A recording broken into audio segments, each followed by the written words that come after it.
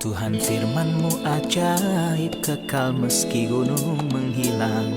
Tiada huruf yang gagal, tak terpatahkan sia-sia. Hidup seperti-Mu ya Allah, lebih dari emas. Aku bersaksi kitab-Mu, kitab yang suci. Mendengarkan firman-Mu, hibur hati yang luka. Terangilah langkahku kemanapun ku pergi. Biarkanlah firman-Mu berkuasa atasku. Ubahkanku, bebaskanku, ku mau menyenangkan-Mu. Tuhan firman-Mu ajaib, kekal meski gunung menghilang. Ubah dan bebaskan aku, mau menyenangkan-Mu. Salam jumpa pemirsa terkasih, saya menyambut Anda sekalian dimanapun Anda berada dalam episode terbaru program studi harian kita, Semua Kitab Suci. Saya senang kita bisa berpartisipasi bersama mempelajari kitab Mazmur, kitab puisi kedua dalam Perjanjian Lama. Kita telah sampai dalam studi kita tentang kitab agung ini di Mazmur 20 dan saya mendorong Anda untuk mengambil Alkitab Anda untuk mengikuti kami selama studi ini, dan jika Anda memiliki pertanyaan, kirimkan pada kami dan kami akan mencoba membantu Anda. Untuk mulai, izinkan saya untuk menyambut tamu kehormatan di studio, seorang hamba Tuhan, Saudara Yosef Riyad. Selamat datang, Saudara Yosef. Selamat datang, Saudara Riyad. Kami juga menyambut para hadirin di studio, selamat datang. Saudara Yosef, kami biasa membaca beberapa pesan yang datang dari pemirsa. Kami telah menerima beberapa pesan pemirsa tentang pendapat mereka tentang kitab Mazmur. Seorang saudari bernama Lamis Hazan mengatakan ini adalah buku penghiburan bagi orang asing dari tanah airnya dalam segala situasi dan dalam segala keadaan kehidupan. Seseorang bernama Milad Gali mengatakan ini hanya buku yang berbicara tentang semua keadaan saya sebagai seorang manusia. Zaki Ibrahim mengatakan himne dan pujian rohani dan kata-kata yang membesarkan hati. Samuel Walsh mengatakan itu adalah terjemahan dari apa yang ada di dalam diriku terhadap Tuhan. Esam Saber mengatakan ini adalah pengalaman jalan bersama Tuhan, rekan terbesar. Saher Arya mengatakan ini adalah buku yang berisi lagu-lagu dan himne terbaik. Sarah Azer mengatakan ini memainkan paduan nada-nada perasaan terhadap Tuhan. Ibrahim Fahmi mengatakan kitab Mazmur berisi lagu, sukacita, dan kenyamanan, dan juga termasuk kekenyangan dan kesenangan untuk hidup kita. Kami mengatakan bahwa apa yang lebih besar dari segala sesuatu adalah mengalami apa yang dialami oleh kitab Mazmur. Terima kasih kontribusi Anda, Tuhan memberkati Anda. Saudara Yosef, mohon beri saya gambaran tentang Mazmur pasal 20. Kita dapat menyebutnya Mazmur alasan kemenangan. Kita dapat membandingkannya dengan Mazmur pasal 16 dan dengan Mazmur sebelumnya, yaitu Mazmur pasal 19. Saya akan mulai dengan membandingkannya dengan Mazmur pasal 19. Kita telah memahami bahwa dalam Mazmur 19 ada 3 kesaksian disajikan dari Tuhan pada manusia. Kesaksian tentang penciptaan, kesaksian tentang Alkitab, dan ketiga kesaksian tentang hati nurani. Kita dapat menambahkan hal itu ke dalam Mazmur ini, sebuah kesaksian yang hidup. Tuhan Yesus Kristus yang datang ke dunia ini 2000 tahun yang lalu. Banyak orang menolak untuk percaya dan menerima Kristus, tetapi ada orang-orang yang menerimanya. Tetapi semua orang yang menerimanya diberi kuasa supaya menjadi anak-anak Allah, yaitu mereka yang percaya dalam namanya. Di sini kita menemukan apa yang dilakukan oleh mereka yang menerima Kristus. Jika kita membandingkannya dengan Mazmur 16, kita akan menemukan bahwa Mazmur 16 ayat 3 berkata, orang-orang kudus yang ada di tanah ini, merekalah orang mulia yang selalu menjadi kesukaanku. Ini adalah bahasa Kristus yang menemukan semua kesukaannya dalam orang-orang kudus yang ada di bumi. Tapi apa yang ada di sisi lain? Ada perasaan dan posisi orang-orang kudus dari orang yang mulia ini. Di sini kita menemukan bahwa orang-orang saleh bersimpati dan responsif terhadap orang yang mulia ini dalam waktu kesesakan. Kita dapat memahami bahwa waktu kesesakan adalah saat penyaliban. Ketika mereka melihat orang yang mereka kasihi digantung di kayu salib, atau bahkan sebelum itu ketika dia sedang diadili oleh orang barbar dan orang banyak. Hati mereka menjadi hancur. Di sini kita melihat perasaan orang-orang kudus yang mengasihi Kristus pada waktu kesesakannya. Jadi Mazmur ini adalah kelanjutan dari Mazmur 19 setelah Tuhan memberikan ketiga kesaksiannya dan mengakhirinya dengan kesaksian tentang Kristus. Di sini orang-orang kudus bersukacita dengan Kristus sebagai kesaksian terakhir atas firman terakhir Allah. Di Ibrani 1 dikatakan pada zaman akhir ia telah berbicara kepada kita Perantaran anaknya. dengan perantaran anak. Saya akan membaca Mazmur, kemudian kembali untuk bertanya. Untuk pemimpin biduan Mazmur Daud. Kiranya Tuhan menjawab engkau pada waktu kesesakan. Kiranya nama Allah Yakub membentengi engkau. Kiranya dikirimkannya bantuan kepadamu dari tempat kudus dan disokongnya engkau dari Sion. Kiranya diingatnya segala korban persembahanmu dan disukainya korban bakaranmu, Selah. Kiranya diberikannya kepadamu apa yang kau kehendaki dan dijadikannya berhasil apa yang kau rancangkan. Kami mau bersorak-sorai tentang kemenanganmu dan mengangkat panji-panji demi nama Allah kita. Kiranya Tuhan memenuhi segala permintaanmu. Sekarang aku tahu bahwa Tuhan memberikan kemenangan kepada orang yang diurapinya dan menjawabnya dari sorganya yang kudus dengan kemenangan yang gilang gemilang oleh tangan kanannya. Orang ini memegahkan kereta dan orang itu memegahkan kuda. Tetapi kita bermegah dalam nama Tuhan Allah kita. Mereka rebah dan jatuh, tetapi kita bangun berdiri dan tetap tegak. Ya Tuhan, berikanlah kemenangan kepada Raja, jawablah kiranya kami pada waktu kami berseru. Saudara Yosef, dikatakan kiranya Tuhan menjawab engkau pada waktu kesesakan, kiranya nama Allah Yakub membentengi engkau. Apa yang diberitahukan kepada kita dengan adanya hubungan antara nama Allah Yakub dan makna kesesakan?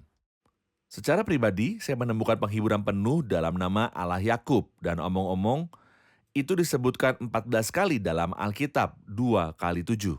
Ada nama lain yang dekat dengannya yaitu Allah Abraham. Dan yang aneh adalah bahwa nama Allah Abraham hanya disebutkan 4 kali di dalam Alkitab. Jadi dikatakan tentang Allah bahwa ia adalah Allah Abraham 4 kali. Tentu selain saat dikatakan bahwa ia adalah Allah Abraham, Ishak dan Yakub, tapi hanya disebutkan 4 kali bahwa ia adalah Allah Abraham. Tapi Allah Yakub disebutkan 14 kali. Apa yang kita pelajari dari hal itu adalah bahwa Allah Abraham adalah Allah para pahlawan iman, yang imannya lebih tinggi dari kita. Karena sebenarnya Abraham adalah pahlawan iman yang tidak tertandingi. Segera setelah dia menerima panggilan untuk meninggalkan tanah miliknya dan sukunya, dia mematuhi dengan iman meskipun Tuhan tidak memberitahu kemana dia akan pergi, tetapi dia keluar untuk hidup tanah perjanjian seperti negeri asing sepanjang hidupnya. Dan pada akhirnya Tuhan mintanya untuk persembahkan putra tunggalnya, maka dia bangun pagi-pagi sekali untuk melakukannya. Tingkat yang lebih tinggi Tuhan adalah Allah Abraham. Tapi saya tidak banyak dikuatkan dalam hal itu, karena saya akan berkata bahwa dia adalah Allah Abraham, tetapi dapatkah dia menjadi Allah orang malang seperti saya? Jadi saya menimbulkan penghiburan dalam nama Allah Yakub yang diulangi 14 kali. Karena Tuhan adalah Allah umat percaya yang terkadang melakukan kesalahan, yang terkadang bertindak tidak setia, tanpa hikmat dan tanpa takut akan Tuhan. Terkadang kita melakukan itu, tapi apakah itu berarti bahwa Tuhan akan menolak kita selamanya? Dan apa yang mendorong kita adalah bahwa Tuhan tidak menolak Yakub. Tuhan memilih Yakub dan terus bekerja dalam Yakub sampai dia menjadikannya seorang pangeran dengan segala pengertiannya. Dan akhir dari Yakub adalah salah satu yang menggembirakan. Tuhan dapat bekerja dalam diri seseorang seperti saya, dan pada akhirnya menjadikannya seorang pangeran bersama Tuhan. Kata Israel berarti pangeran Allah, dan ini adalah hal yang sangat menggembirakan. Jadi gelar atau nama ini memberikan semangat yang sama kepada semua orang yang berada dalam keadaan yang sama seperti Yakub yang lemah. Benar. Kita rehat sejenak dan kembali untuk menjawab pertanyaan hadirin. Pemirsa terkasih, kami akan segera kembali setelah rehat. Kita melihat dalam Mazmur ini, Mazmur 20, bagaimana Allah Bapa selalu mendengarkan doa-doa Kristus dan menjawabnya selama ia berada di bumi. Tetapi kita juga memiliki hak istimewa ini, bahwa Allah mendengar doa kita. Keinginan orang benar akan diluluskan. Saudaraku, apa permintaan hatimu sekarang? Apa yang di dalam hatimu yang tidak Anda ungkapkan kepada Tuhan? Apakah Kristus menyedot semua perhatian dan pikiran Anda? Ia menggenapi tujuan kita dan menjawab kita. Jadi kita meninggikan panji-panji kemenangan kita dengan sukacita. Berkuasa atasku, ubahkanku, bebaskanku, ku mau menyenangkanmu. Tuhan firman-Mu ajaib, kekal meskipun ubah dan bebaskan aku, mau menyenangkanmu. Kami telah kembali pemirsa terkasih untuk menjawab pertanyaan hadirin di studio. Saya punya pertanyaan di ayat 1, ia berkata, kiranya Tuhan menjawab engkau pada waktu kesesakan. Kepada siapa dia berbicara di sini? Kepada siapa dia berbicara? Siapa yang dibahas di Mazmur ini? Seperti yang telah saya katakan beberapa waktu yang lalu, ini adalah perasaan orang-orang kudus terhadap Kristus. Jadi ketika mereka berkata di sini, kiranya Tuhan menjawab engkau pada waktu kesesakan. Seolah-olah mereka berbicara kepada Tuhan Yesus Kristus. Apakah Tuhan Yesus Kristus mengalami waktu kesesakan? Saya ingin kembali ke Mazmur pasal 69. Diketahui bahwa Mazmur 69 berbicara mengenai Kristus. Saya akan membaca beberapa ayat mulai dari ayat 15, janganlah gelombang air menghanyutkan aku, atau tubir menelan Atau sumur aku, menutup mulutnya. atau sumur menutup mulutnya di atasku. Jawablah aku ya Tuhan, sebab kasih setiamu baik. Itulah perkataan Kristus. Iya, Berpalinglah kepadaku menurut rahmat-Mu yang besar. Janganlah sembunyikan wajah-Mu kepada hamba-Mu, sebab aku tersesak. Kita tidak pernah bisa membayangkan intensitas dan kengerian dari kesesakan saat penyaliban. Sebab aku tersesak, segeralah menjawab aku, datanglah kepadaku, tebuslah aku, bebaskanlah aku oleh karena musuh-musuhku. Engkau mengenal celakaku, maluku, dan nodaku. Semua lawanku ada di hadapan-Mu. Pada waktu kesesakan itu, orang-orang saleh melihat Kristus sedang diadili dan dipukul oleh para pelayan, disalibkan dan digantung telanjang di kayu salib. Dan seolah-olah mereka telah berkata dengan lidah mereka atau dengan hati, kiranya Tuhan menjawab engkau pada waktu kesesakan dan kiranya Allah Yakub membentengi engkau. kita dapat mengatakan bahwa ini adalah perasaan orang-orang yang mengelilingi Tuhan selama peristiwa penyaliban. Pastinya. Orang-orang yang terkasihnya yang berdiri di kayu salib, para wanita, Terutama para Maria tepatnya. Maria. Karena para pria melarikan diri. Ya, Apakah benar. ini benar-benar doa Saya mereka? rasa bahwa bahkan jika ini bukan kata-kata harfiah mereka, tapi inilah yang mereka rasakan dari dalam. Baik, oke. Ketika mereka melihat orang yang mereka cintai dalam situasi yang memalukan itu. Oke. Kiranya Tuhan menjawab engkau pada waktu kesesakan, kiranya nama Allah Yakub membentengi engkau, kiranya dikirimkannya bantuan kepadamu dari tempat kudus dan disokongnya engkau dari Sion. Kiranya diingatnya segala korban, persembahanmu dan disukainya korban bakaranmu. Sela. Apakah arti korban dan korban bakaran di sini? Kiranya diingatnya segala korban persembahanmu. Kita tahu bahwa ketika Kristus berada di kayu salib, dia tidak hanya disalibkan karena pengkhianatan orang Yahudi. Itu adalah sebuah aspek yang tidak abaikan atau remehkan. Tetapi ini bukan aspek yang terpenting. Aspek yang terpenting adalah bahwa Kristus mempersembahkan korban dan persembahan. Di mana korban persembahannya? Dia tidak membawa apa-apa sertanya. Tidak, nyawanya Oke. adalah korbannya. Jadi dia mempersembahkan dirinya. Itu sebabnya dikatakan di sini, dan terimalah korban bakarmu. Atau bisa terjemahkan menjadi, dan mengubah korban bakarmu menjadi debu. Artinya menerima korban Penerimaan. itu. Tuhan menerimanya sehingga korban itu berubah menjadi abu. Jadi seolah-olah Tuhan di sini menerima korban bakaran Kristus dan korban Kristus, dan karenanya tirai di bait suci robek dari atas ke bawah. Dan terang pun kembali setelah sempat menghilang. Dan kita dibenarkan jika Tuhan tidak menerima pengorbanan Kristus, ia tidak akan menerima orang-orang seperti kita. Oke. Jadi menyebutkan korban persembahan dan korban bakaran di sini berbicara tentang diterimanya dari korban Kristus. Ya, benar. Ia berkata kiranya diberikannya kepadamu apa yang kau kehendaki dan dijadikannya berhasil apa yang kau rancangkan. Apa yang Kristus minta dari Bapa? Contohnya saat kita akan mencapai Mazmur selanjutnya 21, ia berkata, hidup dimintanya daripadamu, engkau memberikannya padanya, dan umur panjang untuk seterusnya dan selama-lamanya. Kristus benar-benar sedang mengalami kematian. Juga dalam Mazmur 102 yang merupakan Mazmur tentang Kristus, aku berkata, ya Allahku, janganlah mengambil aku pada pertengahan umurku. Kristus khawatir tentang kematian dan dia bersedia untuk mati. Tetapi, dan janganlah sumur menutup mulutnya di atasku. Apakah Allah menjawabnya? Jawabannya adalah ya, ketika Allah membangkitkan dia dari kematian. Di sini ia merujuk pada kebangkitan, kiranya diberikannya kepadamu apa yang kau kehendaki dan dijadikannya berhasil apa yang kau rancangkan. Lalu nyanyiannya datanglah kami bersorak-sorai tentang kemenanganmu, karena setelah kebangkitan selalu ada nyanyian dan puji-pujian. Kita akan bersukacita, tentu saja nyanyian pujian kebangkitan. Kami mau bersorak-sorai tentang kemenanganmu, mengangkat panji-panji demi nama Allah kita, kiranya Tuhan memenuhi segala permintaanmu. Apakah permohonan yang Kristus minta agar Bapa untuk penuhi?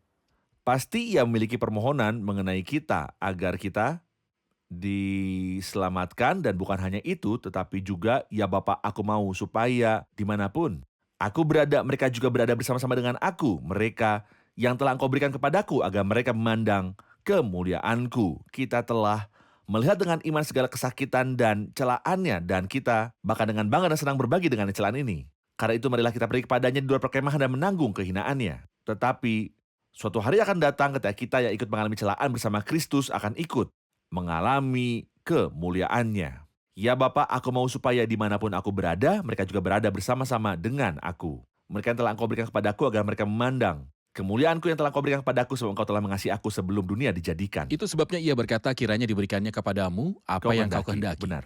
Mungkinkah Kristus mengajukan permintaan dan Bapa menolaknya? Tidak mungkin. Karena Kristus telah melakukan segala sesuatu yang diminta Bapa untuk Dia lakukan. Dan inilah kasus yang sama untuk Anda dan saya. Jika Anda mengatakan ya kepada Allah, yakinlah bahwa ketika Anda minta dari Tuhan pada waktu kesesakan Anda, Dia akan mengatakan ya. Namun jika saya tidak mempunyai persediaan ketaatan kepada Allah dan memenuhi kehendak-Nya, maka saya tidak memiliki keberanian untuk meminta sesuatu dari Tuhan. Kristus memiliki suatu persediaan, dan karena kesalehannya ia telah didengarkan. Orang saleh ini yang biasa mengatakan ya pada Bapa sepanjang waktu. Ketika dia meminta pada Tuhan, pada hari kesusahannya, Tuhan berkata ya padanya. Salah satu abdi Tuhan yang terpandang pernah mengatakan sesuatu yang saya sukai. Dia mengatakan bahwa ada 2 doa yang diucapkan secara berurutan. Doa pertama, ya Bapa, aku mau. Ini ada dalam Yohanes 17, dan kemudian dia pergi ke Taman Getsemani dan berkata kepada Bapa, tapi bukanlah kehendakku, melainkan kehendak-Mu lah yang terjadi. Orang ini waktu hidupnya selalu biarlah kehendak-Mu jadilah. Ketika dia berkata kepada Bapa bahwa dia menginginkan sesuatu, dan inilah satu-satunya saat dalam Yohanes 17, di mana dia berkata, aku ingin agar mereka juga yang Engkau berikan kepadaku boleh bersamaku. Apakah Anda pikir Bapa akan berkata tidak kepadanya? Saya tidak mengharapkan itu. Oke, ya. Dan di ayat 5 ada sesuatu yang disebut keselamatan. Ya. Kemenangan, kami mau bersorak-sorai dalam keselamatan-Mu. Ya. Apa yang dapat Anda katakan tentang rangkaian kesusahan dan keselamatan bagi mereka yang berada di waktu kesesakan sekarang ini? Bersikaplah kuat saudaraku, malam pasti berakhir.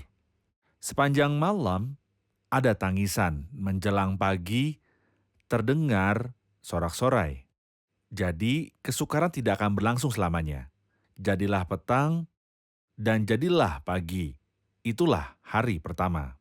Dan di dalam Wahyu pasal 2, Tuhan telah berkata kepada malaikat jemaat di Smyrna yang dianiaya dan menderita, kamu akan beroleh kesusahan selama 10 hari.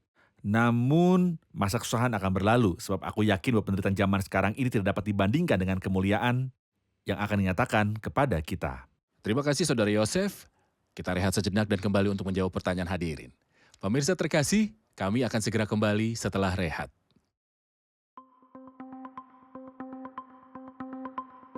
Jika hidup dalam kegelapan, saya tidak akan merasa bahwa saya berada dalam kegelapan kecuali mendekati cahaya. Jadi kitab suci adalah terang, dan ketika saya menghampirinya, saya merasa hidup. Saya berkata kepadanya membaca Alkitab dan mempelajarinya. Anda akan menyesali semua yang telah berlalu tanpa membaca Alkitab.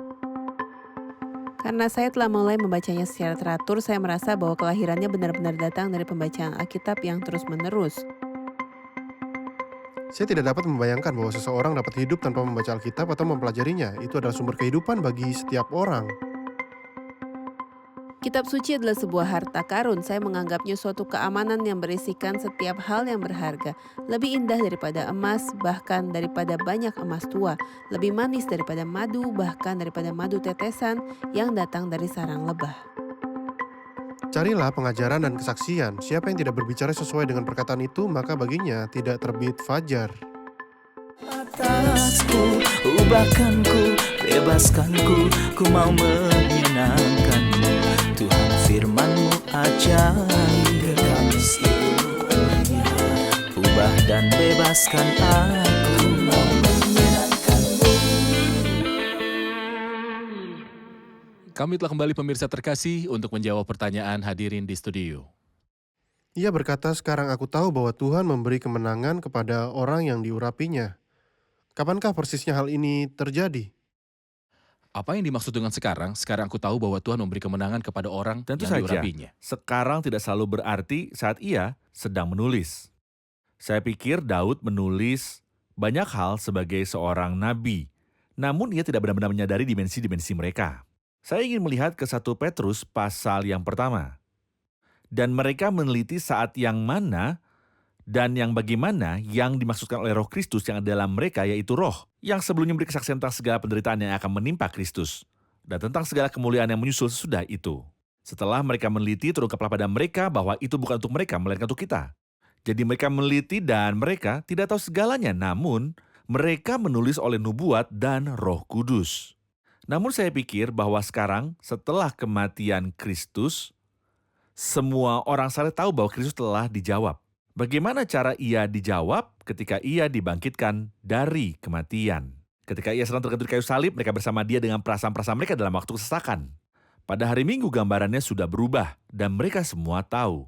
Maka tahulah pedagang-pedagang domba yang sedang mengamati aku bahwa itu adalah firman Tuhan. Mereka menjadi yakin bahwa Bapa telah menjawab dia ketika ia membangkitkan dia dari kematian. Jadi kita dapat berkata bahwa ada perasaan yang campur aduk pada kedua murid di Emmaus. Tidak memiliki Benar. kepastian bahwa Tuhan telah menyelamatkan yang diurapinya. Benar. Mereka berkata dalam percakapan mereka seakan-akan Allah telah meninggalkan Mereka masih hidup dia. dalam waktu kesesakan. Namun Maria Bagi yang mereka memberitahu keselamatan kabar belum tiba. baik telah menyadari bahwa Tuhan telah menjawab dalam masa kesukaran dan Tuhan menyelamatkan Benar. yang diurapinya. Dan mereka sendiri ketika mereka kembali ke Yerusalem dengan sukacita, mereka menjadi yakin bahwa Tuhan menyelamatkan yang diurapinya. Benar. Dan kembali dengan kabar baik ini, Kristus telah bangkit dan para murid memberitahu mereka bahwa mereka telah mengetahuinya. Ya. Jika kita mengaitkan antara itu dan hari kebangkitan, kita tahu orang-orang kudus telah sadar bahwa Tuhan telah Benar. menyelamatkan yang diurapinya. Ya. Saya ingin bertanya tentang ayat 6, yaitu tentang sumber keselamatan. Dari mana asal keselamatan? Ia berkata, sekarang aku tahu bahwa Tuhan memberi kemenangan kepada orang yang diurapinya dan menjawabnya dari sorganya yang kudus. Di sini ia mengaitkan antara keselamatan dan menjawab dengan sorga saja. Benar. Apa yang ingin dikatakan? Ini memberitahu kita untuk tidak memandang ke bawah. Ketika ditanya dalam nyanyian pendakian, aku melayangkan mataku ke gunung-gunung. Dari manakah akan datangnya pertolonganku? Artinya apakah pertolonganku berasal dari gunung-gunung? Jawabannya adalah tidak. Pertolonganku ialah dari Tuhan yang menjadikan langit dan bumi. Itu sebabnya adalah baik bahwa seorang belajar untuk tidak memandang ke sekitar atau ke dalam dirinya sendiri pada saat kesusahan, melainkan memandang ke atas karena sumber keselamatan itu di atas. Ketika semua penyediaan manusia untuk keselamatan lenyap, Benar, keselamatan masih menjadi milik Tuhan. pastinya. Ayat 8, orang ini memegahkan kereta dan orang itu memegahkan kuda. Tetapi kita bermegah dalam nama Tuhan Allah kita. Ia sedang berbicara tentang dua grup, Saudara Ya. Yosef. Dan tentang mempersenjatai kedua tim dan hasil peperangan kedua tim. Mohon beritahu, siapakah kedua tim itu dan hasil-hasil peperangan mereka? Beberapa orang percaya sumber-sumber manusia, seperti telah Anda katakan beberapa saat yang lalu, dan beberapa orang mempercayai Tuhan. Jadi ia berkata, orang ini memegahkan kereta dan orang itu memegahkan kuda, mereka adalah satu tim. Yang mempercayai kereta-kereta perang dan kuda, atau seperti Daud sendiri telah berkata kepada Goliat, dalam 1 Samuel 17 ayat 45, engkau mendatangi aku dengan pedang, dan tombak dan lembing, tetapi aku mendatangi engkau dengan sesuatu yang sama sekali berbeda. Tetapi aku mendatangi engkau dengan nama Tuhan semesta alam, Allah segala barisan Israel yang kau tantang itu. Itulah sebabnya ia berkata di sini, orang ini memegahkan kereta dan orang itu memegahkan kuda. Mereka adalah grup yang percaya kekuatan manusia. Tetapi kami akan mengingat nama Tuhan Allah kami. Ketika kita ingat nama Tuhan, saat kita mengingat Tuhan saat ada problem tanpa kereta perang, kuda, pedang, lembing, atau tombak seperti yang Daud lakukan, Tuhan memberikan kemenangan dan ia tidak membutuhkan pertolongan kita. Namun keselamatan adalah milik Tuhan. Setiap kali tidak ada bantuan manusia, Allah mempunyai cara-cara untuk menyelamatkan mereka yang mempercayai Dia. Ya, engkau yang menyelamatkan orang-orang yang berlindung pada tangan kananmu terhadap pemberontak. Apakah yang ia maksudkan di sini dengan mengingat nama Tuhan untuk menyebut nama Tuhan saat menghadapi segala ketakutan dan situasi-situasi?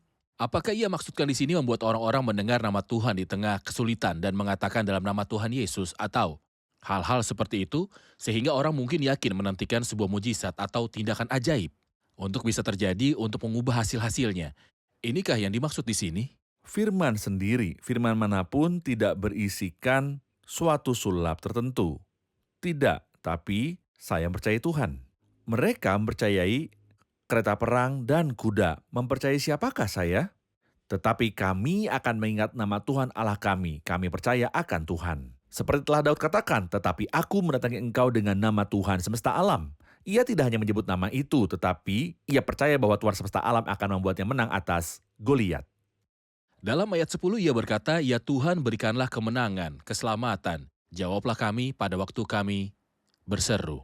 Ia berpaling kepada Allah lagi untuk meminta keselamatan. Benar. Ya Tuhan beri keselamatan. Mohon komentar Anda.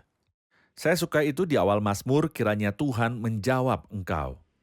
Dan ini benar-benar terjadi, Tuhan menjawabnya. Dan setelah itu, semoga Raja menjawab kita. Saya menghubungkannya dengan fakta bahwa Kristus menantikan Allah, jadi Allah menjawabnya. Kita menantikan Kristus, jadi Kristus menjawab kita. Dan saya menghubungkannya juga dengan 2 pasal dari firman Allah, Yesaya 50 dan Ibrani 5. Ia berkata tentang hamba yang sempurna ini dalam Yesaya 50. Setiap pagi yang pertajam pendengaranku, pertajam pendengaranku untuk mendengar seperti seorang murid. Jadi Kristus biasa mendengar suara Allah.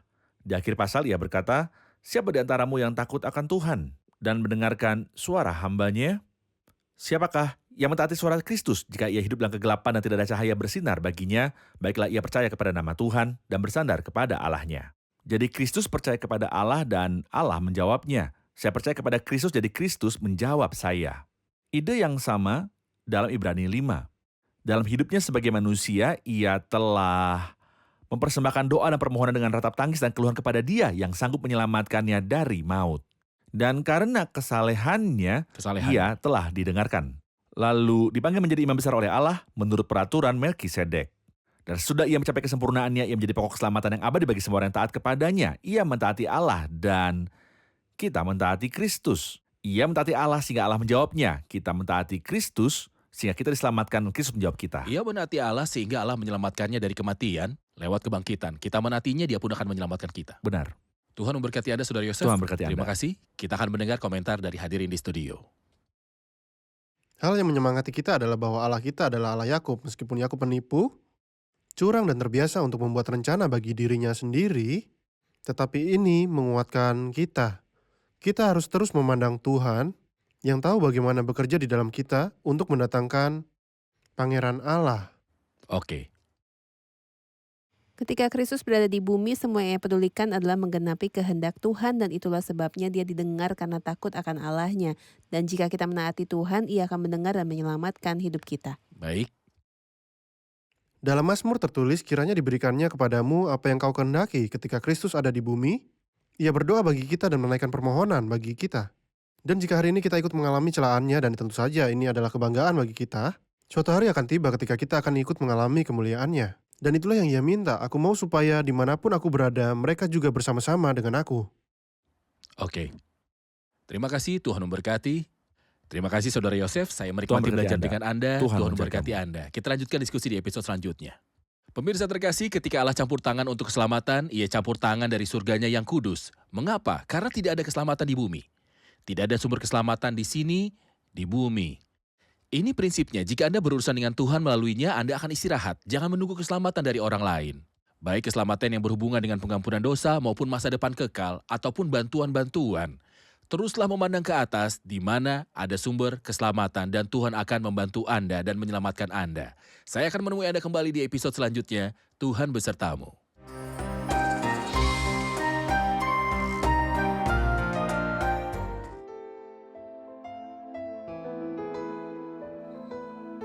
Tuhan firman-Mu ajaib, kekal meski gunung menghilang. Tiada huruf yang gagal, tak terpatahkan siasat. Hidup seperti-Mu ya Allah, lebih dari emas. Aku bersaksi kitab-Mu, kitab yang suci. Mendengarkan firman-Mu, hibur hati yang duka. Terangilah langkahku kemanapun ku pergi. Biarkanlah firman-Mu berkuasa atasku. Ubahkanku, bebaskanku, ku mau menyenangkan-Mu.